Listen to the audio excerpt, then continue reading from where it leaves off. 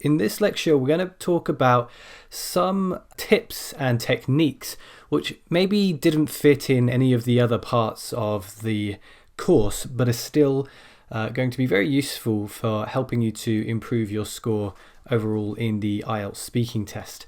And some of these may be referred to as secrets to success. So let's have a look at 4 of these different tips and techniques. The first one is pacing. It's all about slowing down. Now, people who speak really fast can be very difficult to understand regardless of whether the speaker and or the listener is native or not. Okay? I don't know whether you understood me there, but even if you were a native speaker of English, you probably wouldn't have understood me. I actually have a very good friend who speaks very quickly all the time, and we always have to tell him to slow down because nobody can understand him. So in the exam, speaking very quickly is not going to improve your score. It is actually more likely to damage your score. So compare the first sentence I read to this sentence that I'm reading now. Which sentence do you think the examiner would be more likely to understand? This one. And that's because I'm not hesitating. I'm speaking at a comfortable pace and the examiner will be able to understand me, unlike in the first sentence. And remember, the faster that you speak, the more likely you are to make a mistake as well. And this happens quite a lot. Increasing speed doesn't just happen to those who are taught to do so, because some people are taught speak quickly because the examiner will like it. You shouldn't do that really. You've got more chance of making a mistake and you've got more chance of the examiner not understanding you. But it's not just about being taught to do so. Increasing your speed also happens to people who are very anxious. We've spoken about anxiety and handling it. Just remember, if you notice yourself speaking more quickly as a result of nervousness, take a deep breath and just bring the pace down. And just keep doing that whenever you notice it. This happens quite a lot in part 2 actually. Get a bit nervous towards the end of the part 2 speaking, and so people's speed tends to pick up. We need to bring it back down again. The second secret is body paragraphs. What do I mean by this? Well, we've already discussed the strategy of listing that you can use in part 3 answers to develop your idea. Well, listing is actually a way of developing an initial idea when writing a body paragraph in a writing task 2 essay. So try to treat your part 3 answers in speaking like you would body paragraphs in writing task 2. Think about all the ways that you can develop an idea in a body paragraph in the essay part of the exam. So you can start with an idea, you support the idea, you give an example to support the supporting point, then you give an alternative and a result of the alternative. This strategy here, this body paragraph strategy, you can actually find on YouTube if you look up my video Building Body Paragraphs on YouTube, which is one of the free lectures from the Mastering Task 2 course. So have a look at that, you'll see what I mean. And considering your part 3 speaking answers in the same way will give you a clear sense of organization in your answers. It's a great opportunity to use discourse markers as well, and it gives you lots of room for developing your original idea. So, part 3 answers, just like body paragraphs in writing task 2. Secret number 3, avoid trousers and shoes. What do I mean by this? Well, if you have to answer a question about a piece of clothing, for example, in part 2, sometimes you might get asked for the last piece of clothing you bought, or your favorite piece of clothing, or a piece of clothing that you saw recently, or something like that. When you get a question like this, avoid choosing trousers, shoes, boots, pants, socks, or any other garment that will cause confusion in terms of singular and plural forms. If you choose the word shoes, not only will there be confusion regarding whether to refer to them as shoes, or a pair of shoes, or a shoe, or 2 shoes, but there will be confusion about whether to use it, or they, or them.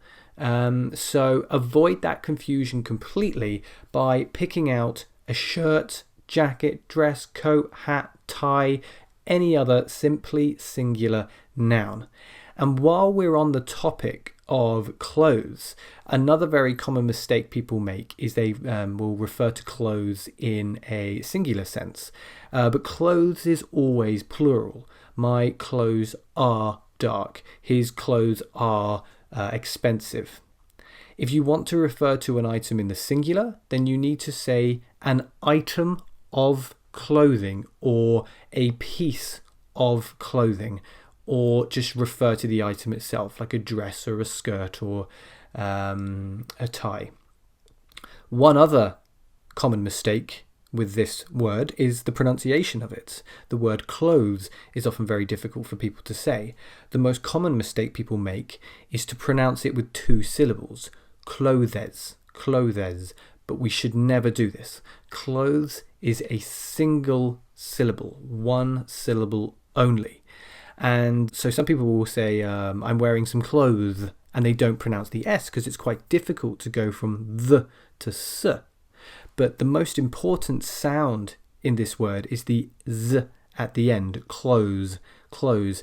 So a lot of native speakers, when they're speaking quickly, they will, without realizing it, drop the th sound. And so the word itself ends up sounding like close, like to close a door. If you struggle with pronouncing the word clothes perfectly with the th, then just drop the th and go straight to the z sound, and it's unlikely the examiner will notice, particularly if you are speaking it within a sentence rather than individually. So I like to wear warm clothes in the winter. There, I dropped the th and you probably didn't even notice. Okay, final secret here, question tags. Part 3 of the speaking test is referred to as the discussion stage, but there's not really much of a discussion happening here. It's just you're being asked a question and you're answering the question, and then you move to a different question. So we can change that a little bit. Bringing in question tags to emphasize our points can make it seem as though the examiner is a bit more involved and can give us a much stronger sense of command over the language. Now, the type of question tag I'm talking about here is not in the form of a question. It's not like, this is the way to the train station, isn't it? It's not like a question. Instead, we are affirming a statement like this. Although this is called the discussion stage, there isn't much of a discussion here, is there? Or, it's not fair for those in developing countries to pay the price for our environmental mistakes, is it? So, notice the pronunciation here, the intonation. With a question, we go up at the end with a question tag.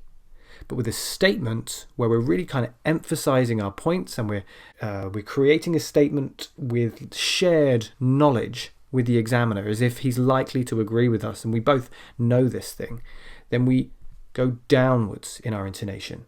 Is there? Is it? Is there? Is it? Not. Is there? Is it? Now this takes a bit of practice. So you need to practice this quite a bit. From what I found with my students is it doesn't come naturally the first time. So a bit of practice with a downward intonation. And the rule here, a negative statement is followed by a positive question tag. There isn't, is there? And a positive statement is followed by a negative question tag. I don't have an example here, but you can imagine it. It would be, it is, isn't it? So hopefully those are a couple of points that may help to just give you a little bit more confidence when going into the exam. Like I say, they're sort of assorted secrets. Didn't really fit into any of the other parts, so we'll add them here.